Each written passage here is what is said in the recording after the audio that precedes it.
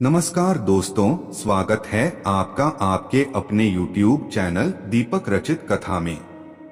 हर हर महादेव। दोस्तों, आप सभी जानते हैं कि पितृपक्ष की विशेष तिथियां चल रही हैं और पूज्य गुरुजी अपनी शिव महापुराण की कथा में आए दिन कोई न कोई विशेष उपाय जरूर बताते रहते हैं। अभी कल की शिव महापुराण की कथा में पूज्य गुरुजी ने कुछ बेहद खास उपाय बताए हैं। ये उपाय करने से आपके शरीर में अगर किसी भी प्रकार की बीमारी है तो वो समाप्त होगी। अगर आप अपने जीवन में धन धान्य प्राप्त नहीं कर पा रहे हैं, माता लक्ष्मी की कृपा से आप वंचित हैं, आपके जीवन में दुर्भाग्य चल रहा है, आए दिन कोई न कोई समस्या बनी रहती है, लगातार असफलताएं हासिल लग रही हैं, तो पूज्य गुरुजी द्वारा बताए गए ये विशेष उपाय आपको इन सभी समस्याओं से बाहर निकालकर आपके जीवन में सुख समृद्धि तथा वैभव की प्राप्ति करवाते हैं। तो चलिए जानते हैं इन विशेष उपायों के बारे में। लेकिन उससे पहले अगर आप भोलेनाथ जी को सच्चे दिल से मानते हो तो इस वीडियो को लाइक करें और चैनल को सब्सक्राइब करके कमेंट में हर हर महादेव जरूर लिखें। देखिए, पूज्य जी कहते हैं कि अगर हमारे पितर हमसे असंतुष्ट हैं, यानी हमसे प्रसन्न नहीं है तो फिर आप चाहे जितने उपाय कर ले, चाहे जितनी पूजा कर ले, चाहे जितने प्रयास कर ले, आपके घर में कभी भी सुख समृद्धि और वैभव की प्राप्ति नहीं होगी। लगातार कोई न कोई बीमार आपके घर में पड़ेगा और घर में लगातार लड़ाई झगड़ा होते रहेंगे, शांति का माहौल नहीं रहेगा। यह बात पूज्य गुरुजी ने अपनी गलती शिव महापुराण के कथा में बताई है। उन्होंने कहा कि इन सभी समस्याओं से अगर आपको बाहर निकलना है तो पूरे साल में ये जो 15-16 दिन पितृपक्ष के आपको मिलते हैं, तो इन दिनों में आपको कुछ खास उपाय जरूर करने चाहिए। देखिए, इस वीडियो में हम लोग पूज्य गुरुजी द्वारा बताए गए 3 बहुत ही खास उपायों के बारे में बात करेंगे। इनमें से जो भी उपाय आपकी समस्या के लिए हो पाया कर सकते हैं। चलिए बात करते हैं गुरुजी द्वारा बताए गए पहले खास उपाय के बारे में।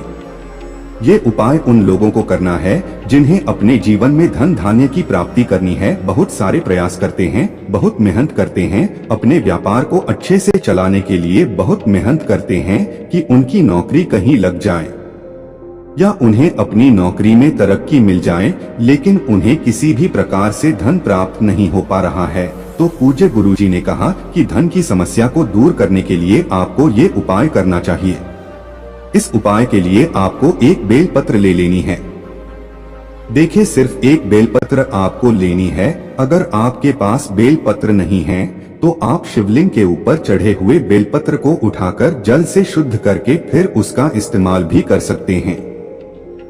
बस आपको ध्यान रखना है कि बेलपत्र की पत्ती कहीं से भी कटी फटी नहीं होनी चाहिए और बेलपत्र की डंडी के आखिर में जो दूत होती है, यानी जो डंठल होता है, वो भी नहीं होना चाहिए। अगर डंठल है तो उसको तोड़कर आप अलग कर देंगे, क्योंकि आप सभी जान दें कि बेलपत्र माता पार्वती के आंसुओं से उत्पन्न हुई है। इसलिए अगर बेलपत्र से हम लोग शिवलिंग के सामने कोई उपाय करते हैं तो इससे महादेव हमसे बहुत ही शीघ्रता से प्रसन्न हो जाते हैं। देखिए, आपने एक बेल पत्र लेनी है, फिर इसके बाद आपको एक लोटा जल ले लेना है। लोटा तांबे का ले लीजिएगा और जल आप अपने किचन से ही लीजिएगा। आपके किचन में आरो, मटका या बाल्टी जो कुछ भी रखा हो तो वहीं से आपको जल ले लेना है, क्योंकि किचन में जो जल रखा होता है वो सीधे पितरों का स्थान होता है और यहाँ से शिवलिंग में जब भी हम जल समर्पित करते हैं तो यह जल सीधे हमारे पितरों को ही प्राप्त होता है। अब सबसे आखिर में आपको ले लेना है थोड़ा सा घी, शुद्ध देसी घी आपको ले लेना है। अगर देसी घी गाय का मिल जाता है तो ये उपाय के लिए बहुत ही विशेष हो जाता है। अब ये 3 सामग्री लेकर आपको जाना है शिवालय। पूज्य जी ने कहा कि ये उपाय आप सुबह भी कर सकते हैं और शाम को भी कर सकते हैं। अगर आप शाम को प्रदोष काल के समय ये उपाय कर रहे हैं तो बहुत ही अच्छा, नहीं तो फिर पूरे दिन में किसी भी समय कर सकते हैं। शिवालय पहुंचकर सबसे पहले आप जो एक लोटा जल लेकर गए हैं उस जल को धीरे धीरे शिवलिंग के ऊपर समर्पित करते जाइए और लगातार शिव महापुराण के मूल मंत्र श्री शिवाय नमस्तुभ्यम का स्मरण करते जाइए।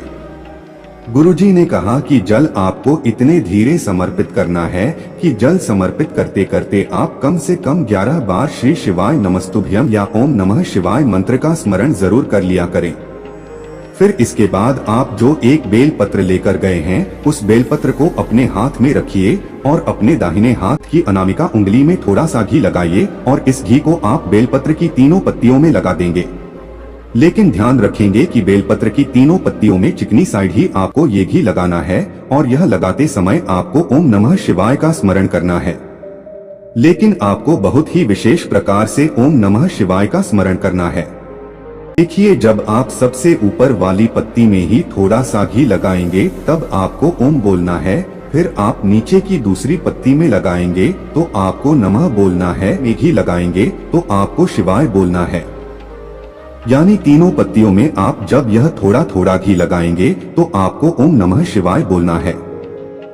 ऐसा करने के बाद आपको यह एक बेलपत्र अपने हाथ में रखनी है और आपके जीवन में धन से संबंधित जो भी समस्या चल रही है उसको दूर करने के लिए महादेव से प्रार्थना करनी है। और फिर ये एक बेल पत्र आपको शिवलिंग के ऊपर समर्पित करते हैं। फिर इसके बाद आप अपनी अनामिका उंगली में थोड़ा सा घी लगाइए और माता अशोक सुंदरी वाले स्थान में थोड़ा सा घी लगा दीजिए।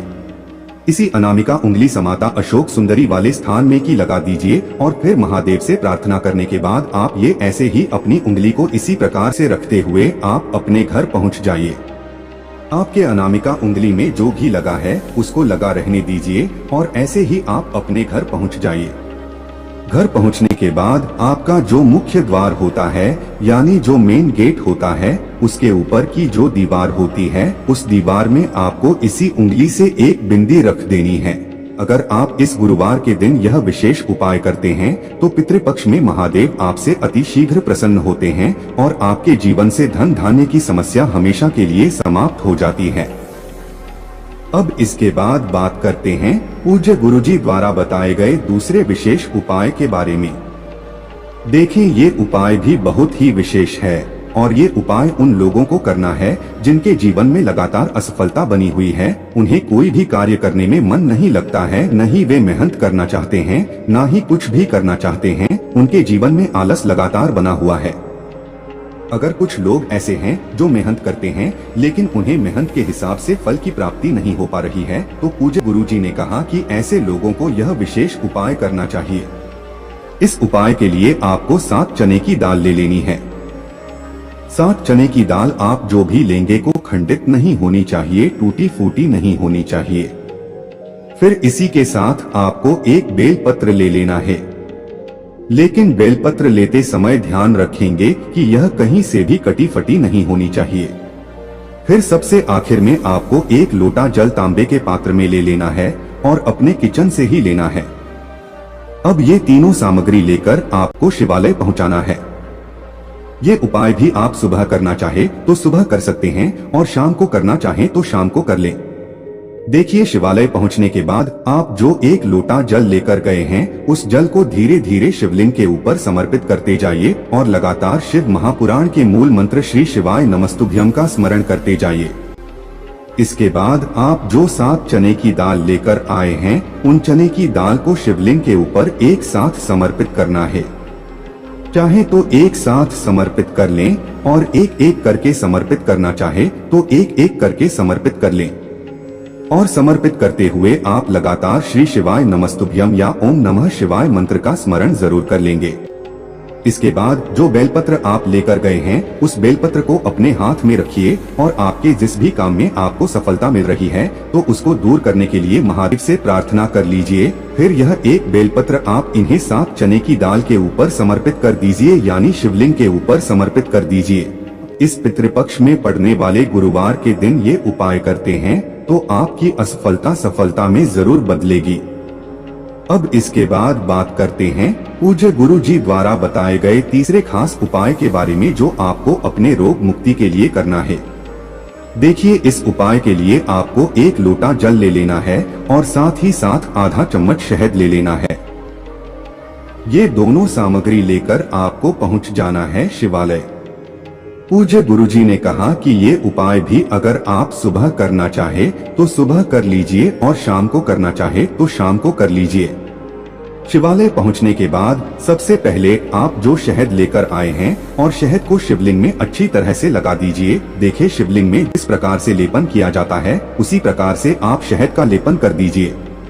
चारों तरफ शिवलिंग में अच्छी तरह से लेपन कर दीजिए। फिर उसके बाद आप जो एक लोटा जल लेकर गए हैं, इसे जो जल नीचे गिर रहा है उस जल को किसी पात्र में आप थोड़ा सा ले लीजिए और फिर ये जल लेने के बाद आपको महादेव से इस जल को औषधि स्वरूप प्राप्त कर लेना है। आप महादेव से बोल दीजिए कि हे मेरे महादेव, इस जल को औषधि स्वरूप बना दीजिए, क्योंकि आपने जो जल चढ़ाया है वह शहद से होता हुआ जलाधारी के नीचे आया है और ये जल आपका औषधि स्वरूप बन गया है। अब यह जल लेकर आप अपने घर पहुंच जाइए। आप जो भी घर का व्यक्ति बीमार है, अगर आप बीमार है तो आप अपने ऊपर, अगर आप इमारत अपने लिए कर लीजिए और घर का अगर कोई सदस्य बीमार तो उसके लिए कर लीजिए। ये जल आप उस व्यक्ति को थोड़ा सा आचमन करा दी जाए, यानी थोड़ा सा पिला दीजिए और महादेव से प्रार्थना कर लीजिए कि हे मेरे महादेव, इस सदस्य को या फिर मुझे जो बीमारी हो गई है, जो रोग हो गया है, उसमें आराम देने की कृपा करें। आप ऐसी महादेव से प्रार्थना करते हुए इस जल का आचमन करा दीजिए। गुरुजी ने कहा कि अगर ये उपाय हम कुछ दिन लगातार कर लेते हैं, देखें ये उपाय आपको सिर्फ गुरुवार और गुरुवार के दिन ही करना है। दोस्तों आज के लिए बस इतना ही।